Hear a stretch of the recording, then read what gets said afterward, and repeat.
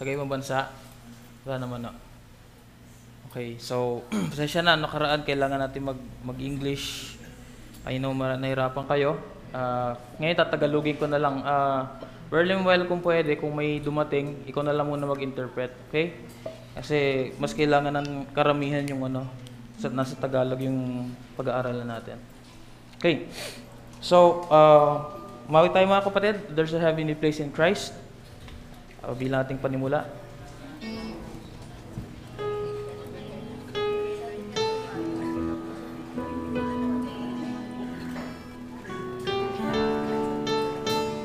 First stanza muna tayo.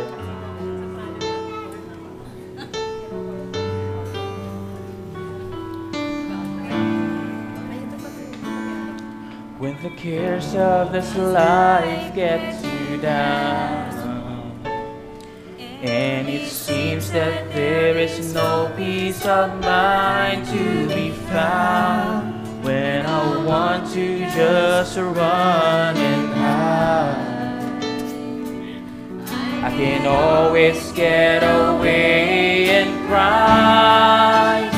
There's a heavenly place in Christ, above the world's confusion and strife. Can I kneel in prayer? I get carried away to the heavenly place.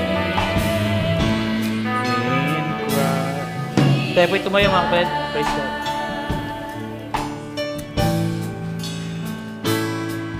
The world around you is drowning me, and it's mighty hard to turn your back on sin. God has made a way for you to escape. Just run into that heavenly place.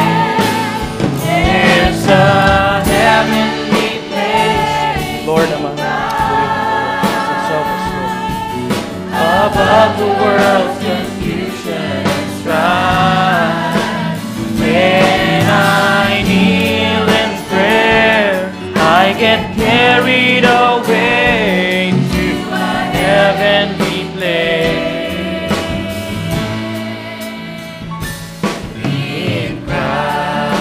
Oh, nations are breaking. Nations are breaking, and this whole world is shaking, and there's no sure place to stand. But the bride is waiting for a glorious taking, when we're caught up by His almighty hand. There's a heavenly place in Christ, above the world's confusion and strife. When I kneel in prayer, I get carried away to a heavenly place in Christ. Praise God. Tayo manalangin. Lord, Ama, pinupuri ka namin, pinapasalamatan ka, Lord. Oh God, salamat dahil, Lord God, we're just waiting, Lord, for that, Lord, glorious taking, Father, oh God. Nations are breaking, Father. Our flesh are breaking, oh God. Lord, yun ang pinakalalabanan namin, Panginoon. The greatest enemy that we have is ourselves, Lord. But salamat dahil napagtagumpayan namin, nakaparito kami ng maaga para sa Sunday school, Lord. And Lord, may you just bless the people, oh God, na nag-i-expect sa iyong salita, Lord God. O God, alam mo kung anong pinagdaraanan ko, Lord, sa mga bagay nito na gusto kong sabihin sa mga tao, Lord. There's something, Lord, that I'm struggling with dahil hindi ito ganun kadali, Father. But Lord, if you can put us, Lord God, if you can put us, Lord, sa heavenly place in Christ, Lord, we'll be able to make things, oh God, better, oh God. At Lord, inihiling namin, Panginoon, ang pagkilos ng iyong Espiritu sa dakong ito, Lord. Ama, turuan mo ang mga anak mo, Lord. Turuan mo kami sa lahat ng mga gagawin namin, pag-uusapan namin. Naway maging madali ito, Lord God, Ama. Magdulot ito ng kalakasan, ng pagpapala, minsan pa, Lord. Pagpalain ang iyong nakilang pangalan, O God. Mapasa iyong kapurihan, pasalamat sa pangalan ng Panginoon Kristo. Praise God. Take your seats, mga kapatid. Okay, so last time mga kapatid, kung hindi nyo gano'n naintindihan yung pinag-aralan natin, nais kong magbalik tanaw tayo ng konti kasi this is a general service. So last time po mga kapatid, pinag-aralan natin yung tungkol sa Shemitah, which is 7 years, Deuteronomy chapter 15 verse 1 to 2, which is purely sa Jewish yun mga kapatid. Now, after that, every 7th year of a 7-year cycle, yung pang-pitong taon nun, that's what we call Shemitah. That's what we call the year of release. So at the end of the 7th year, which is Elul 29, nagkakaroon ng release. Kung may utang ako, at dumating yung 7th year,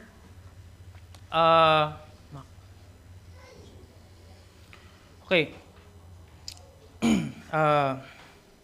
Mga kapatid, medyo adjust ako ng konti. So every 7 years, at the end of every 7 years, what we call Elul 29, which I've shown you through the hebcal.com. Through hebcal.com. So, makita nyo doon mga kapatid, nagkakaroon sila ng exactions. When say exactions, yung utang mo sa 7th year ay nawawala. Yun ay grace, yun ay blessing ng Panginoon. That's if you are following the Word of God. Pero kung hindi mga kapatid, if it's not blessing, what do you call that? It's a judgment. It's a curse. So, napag-aralan din natin, 7 multiplied by 7, you get 49. Now sa days, it's 7 times 7 is equals 49 days. You add 1 year, 1 day, is what we call Day of Pentecost. Now, if you're going to convert that into years, 7 years multiplied by 7 years, you got that with 49 years, plus 1, you come up with Jubilee. Don't confuse yourselves with Jubilee and Pentecost. Pentecost pertains to days. Jubilee is pertaining to years. So 50 years, Jubilee, 50 days, Pentecost. 7 years, sabbatical rest. Okay? So gaya ng pinag-aralan din natin nakaraan, 7 days is a rest. 7th day is the rest of a man. 7th year is the rest of the land. Kaya nga hindi kayo pwede magtanim sa 7th year. Now, 50th is also a rest. It's also a Sabbath. Hindi kayo pwedeng magtanim din. It's a holiday. Tapos kailangan palayain nyo lahat ng dapat palayain. Everything that was put in bondage will have to be free. Lahat ng nawala nyo, lahat na ibenta nyo, basta nasa labas siya ng walled city, babalik sa inyo. Wala kayong babayaran. That's what we call Jubilee. Okay, now, Jubilee, always remember this. We're going to discuss Jubilee because Jubilee is actually a return. In order for you to know that it's Jubilee, there's always a return, there's always a restoration, there's always a redemption. All that pertains to restoration and redemption. That's what we call Jubilee. It always happens during Jubilee, every 50 years. Now, pinakita ko sa inyo kasi pagkatapos nung nag-disperse sila sa buong mundo mga kapatid dahil kinonquer ni Titus yung Jerusalem way back in AD 70, nag-disperse ang mga Hudyo at napunta sila sa iba't ibang bahagi ng mundo. And if you remember, sa Manila or sa Pilipinas, mga kapatid, nagkaroon ng mga Hudyo dito. Right? Inaccept natin sila and palagay ko yun ang isang bagay na kahit pa paano, kahit dinadaluhong tayo na kung ano ng mga pagsubok sa atin mga kapatid, masaya pa rin tayo mga Pilipino. Why? It's a blessing kasi meron tayong ginawa somewhere in the past. Okay. So, hindi nakakalimutan ng Panginoon yon kasi totoo ang kanyang salita. Okay, so now, let's move on mga kapatid. So, brother, you said, every 7 years, your life changes. It's what Brother Branham said. Every 7 years, your life changes. Now, in every 7 years, how are we going to identify where we are going to start? In every 7 years. Okay. So last time, may pinakita ako sa inyo, mga kapatid, which is, okay, pwedeng paki-flash sa ano. Now, magdidual tayo sa kulay dilaw, mga kapatid. Sa mga kulay dilaw lang. Kasi lahat yan, every 7 years yan. So nung nung tiningnan natin mga kapatid, yung pinagmulan, kasi nagkasundo yung mga Jewish rabbis, kung saan natin sisimulan yung Shemitah year, dito sa 5313. Ito yung Shemitah year, just sa Jewish calendar. Now, the equivalent of that in the Gregorian calendar is 1552. And then, since it's a year, it's 1552 going or crossing to 1553. Now, if you're going to observe it, 5313, 5320, 27, 34, all of those are separated by 7-year gaps. 1552, 59, 66, 73, 80, 53, 60, 67, 74, 81. So, that's the beginning of it. Where are we basing this? Jewish Encyclopedia. Okay, pupunta tayo dito kasi ito yung highlight natin. Dito yung end time. Right? Dito yung end time. That's where Laodicea is standing right now. So kung titingnan nyo rito mga kapatid, meron siyang mga dates. I'm not sure if you're familiar with these dates. Nandito dito mga kapatid. Do you see where I'm coming from? Are we in this date? Yes. Okay. Now, meron ako ipapakitang problema sa inyo.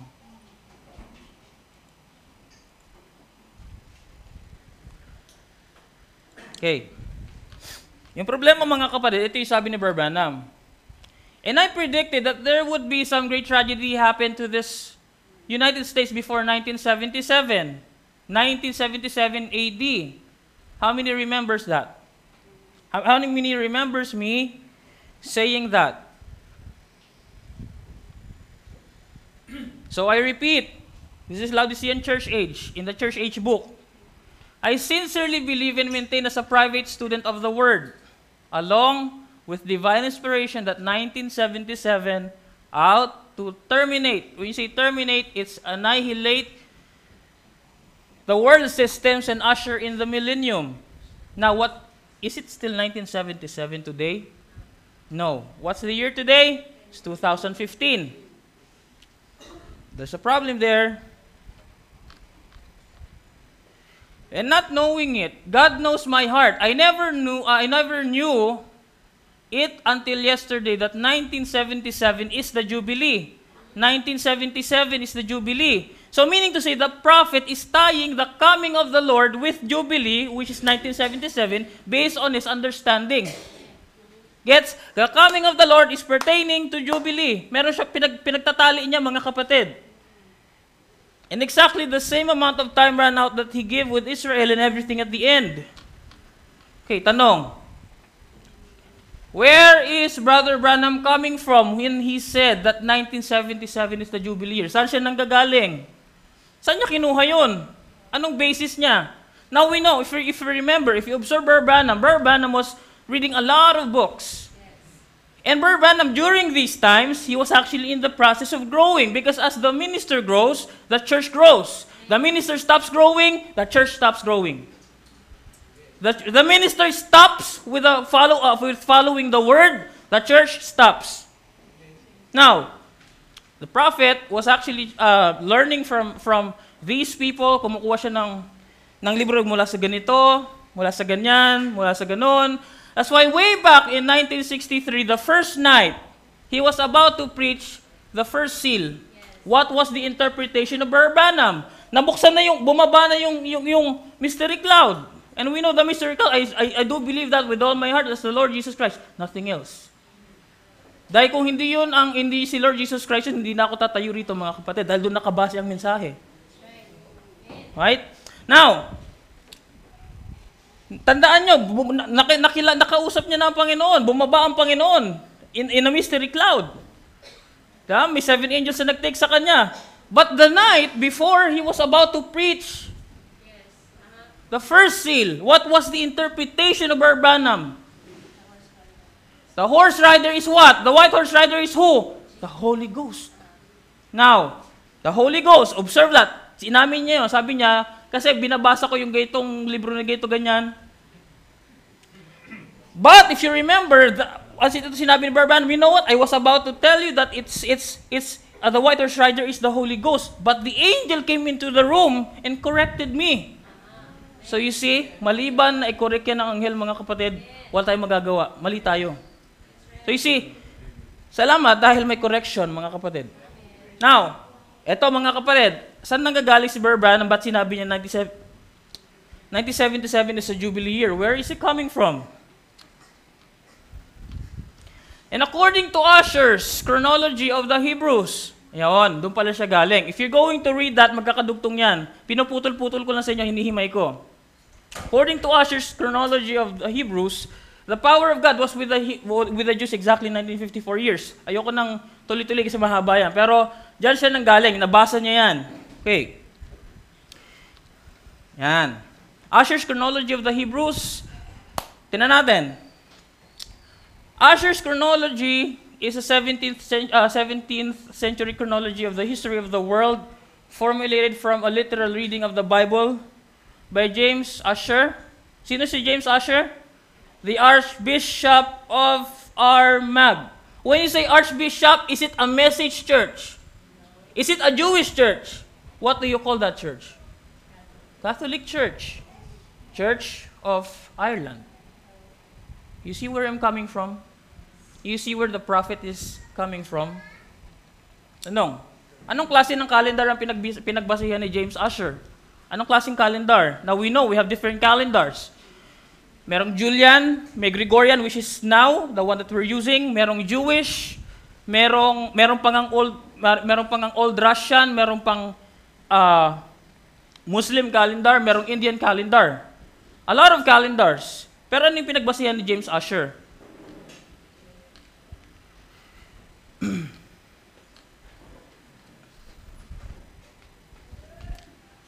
Proleptic Julian calendar.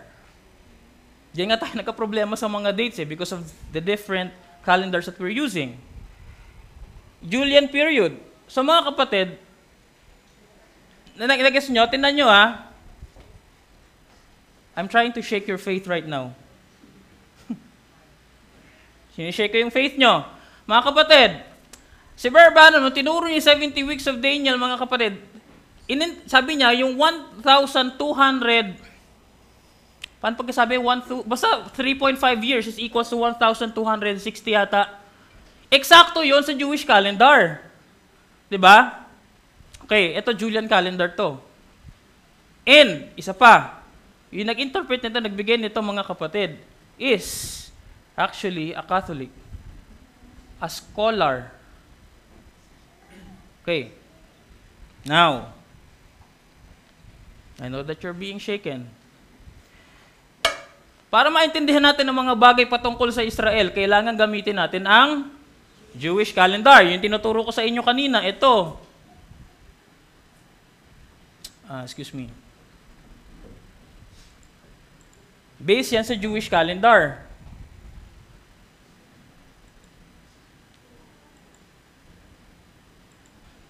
Okay.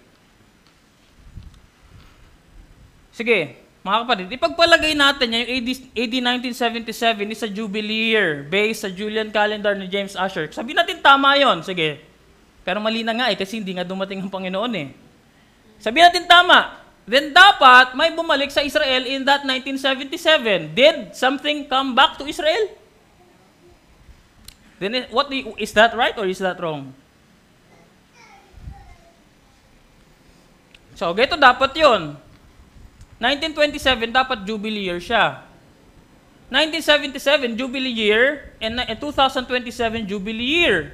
So, 1927 at saka 1977, they are separated by 50-year gap because that's Jubilee, right? 2027 and 1977 is also separated by a 20-year gap. 50-year gap. Now, question. Kaya nyo pa maghintay hanggang 2027? Tell me, depende sa conviction nyo. What's your conviction? Can you wait until 2027? Seeing that all these signs are fulfilled in your eyes. Can you? Meaning to say, it's wrong. But the prophet was actually in the process of learning it, of understanding it, but he had a sincere heart. Right? Okay. Shaking your faith. Now, tatanungin ko kayo, meron ba mga mahalagang bagay na nangyari sa mga Hudyo during those years? Is there something that happened for the Jews? Significant things? Are there any? Nothing. Kung tama ang calculation sa timeline ng isang archbishop ng Catholic tungkol sa mga Hudyo, dapat sana natapos na mo doon noong 1977. Lumalabas na mali ang calculation niya kasi nakabase saan? Sa Julian calendar. It has to be based saan? Jewish calendar. Ito mga kapatid, ito yung struggle ko. Halos ayaw kong tumayo kanina. Why? Live tayo sa streaming. And I know a lot of ministers are looking at this. And I'm actually thinking of the reputation of this church. It's a hard thing. Pag-pray nyo ako mga kapatid, it's hard. So, kung mali pala yun, mali yung calculation na yun, tanong, kung mali pala yun, bakit pinahintulutan ng Panginoon na sabihin ni Barbanam ng 1977 at tapos na ang world systems? Why? Bakit?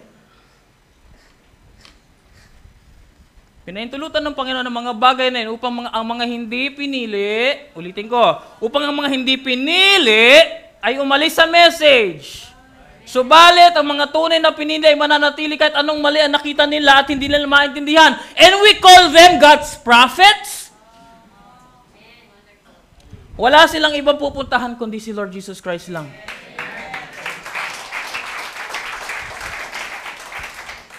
And we call them God's prophets. And you call us God's ministers kahit nagkakamali kami. We are. Praise God. Purihin ang Panginoon. Kung nakikita nyo ang mga bagay na magpasalamat kayo. Okay. So, paano ba ang tamang timeline? Paano yung tamang timeline, mga kapatid? At sino ang dapat natin gamiting reference para malaman ang mga bagay ng mga Hudyo?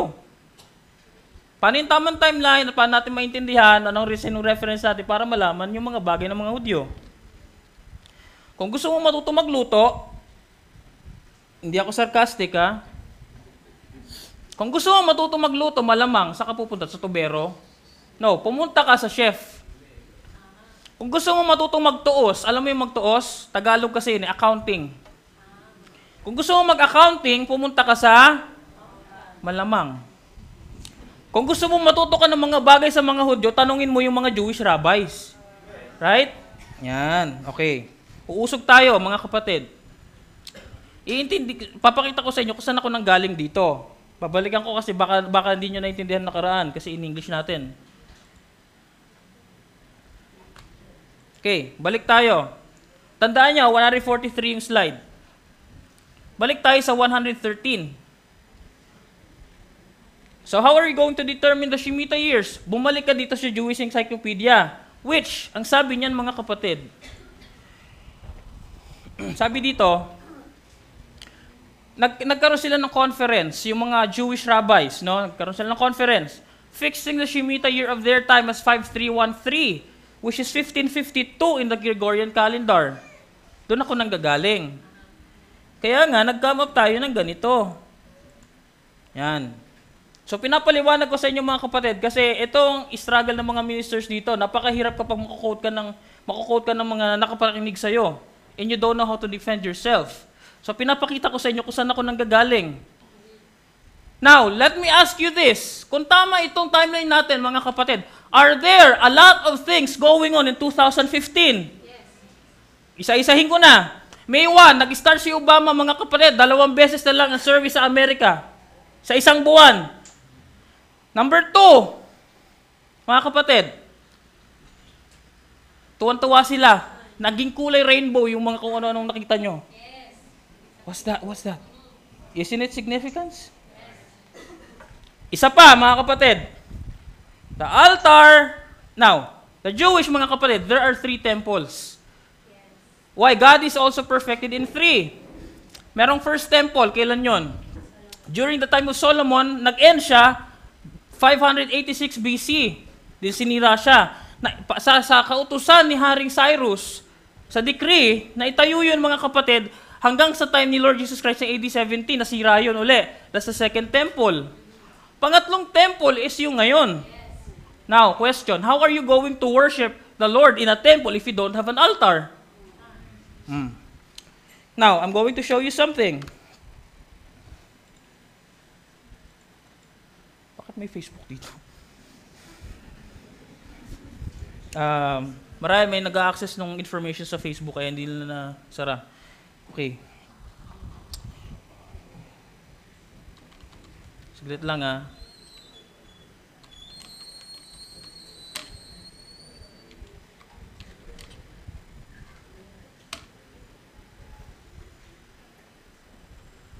Tignan niyo yung date.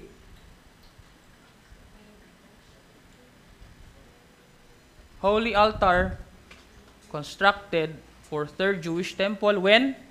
In the year of the Shemitah. Okay. So, Bernel, palagay mo. Sige, sabihin natin tama yung timeline mo, Bernel.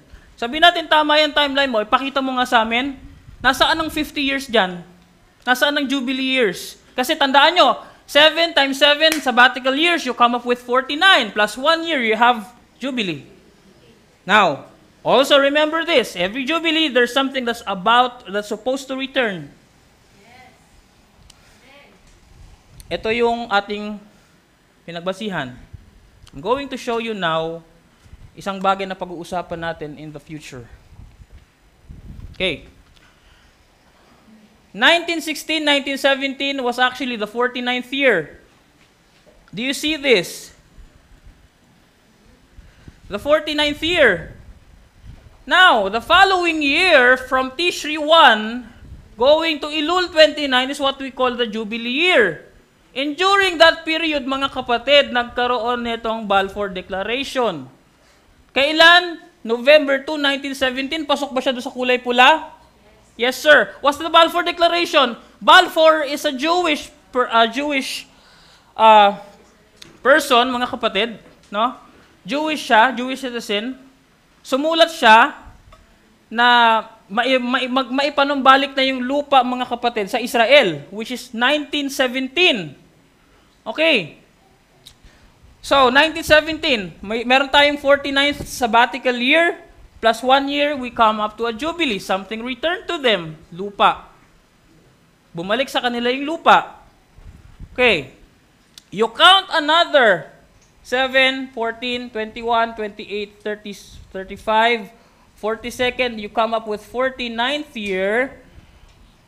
What is the year following the 49th? It's a Jubilee. Did something return to Israel? Yes, sir. On June 7, 1967, Jerusalem fell under the control of the Jews. The IDF advanced. Tingnan natin yan, mga kapatid.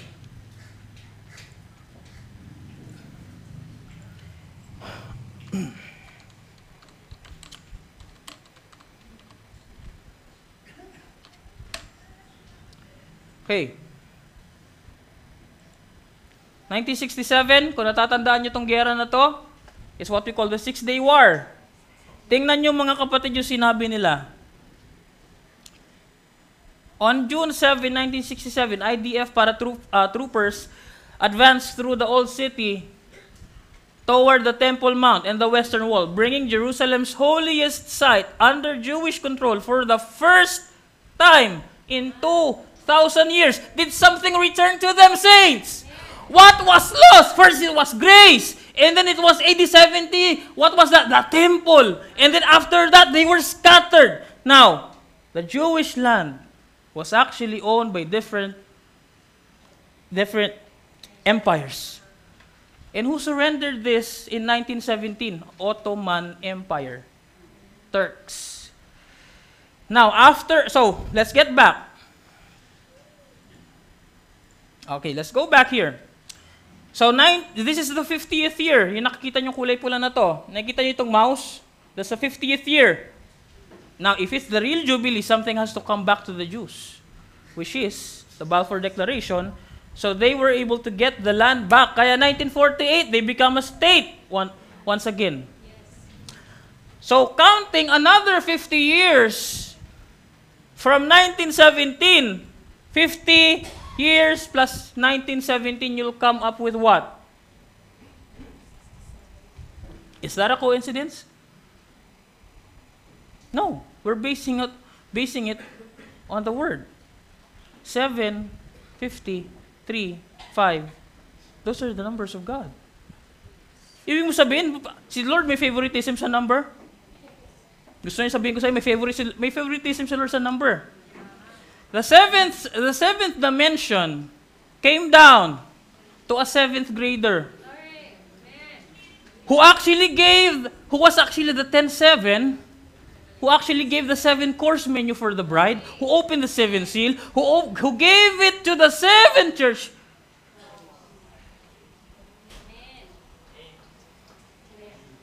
Alright. Hindi obvious, no? Favorite ni Lord yung 7. Okay.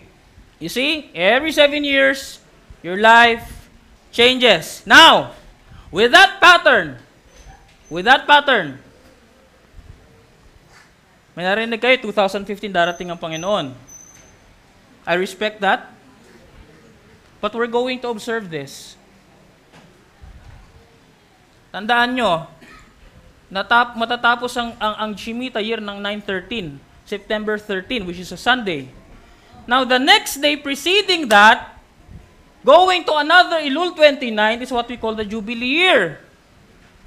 If the temple was restored here, not the temple, the altar was built here, what are we expecting here? I'm not saying that the rapture is going to be there. Don't misquote me. I'm not saying that the rapture will be there, but something's going to return back to Israel. What is that? With that, I rest my case. Let's stand up.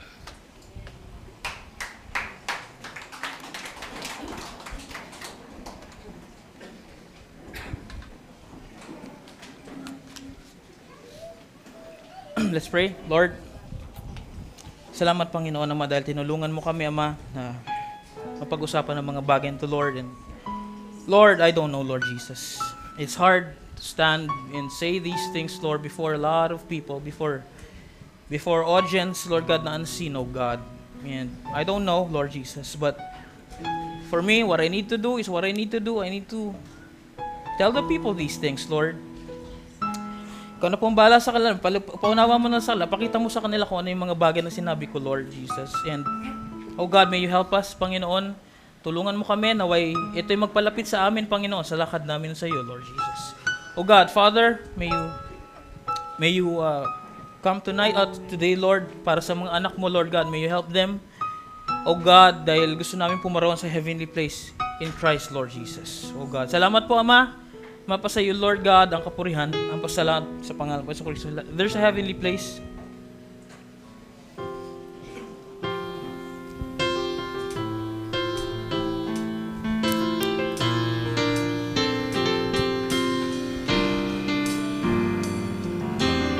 Years of this life gets you down, bro.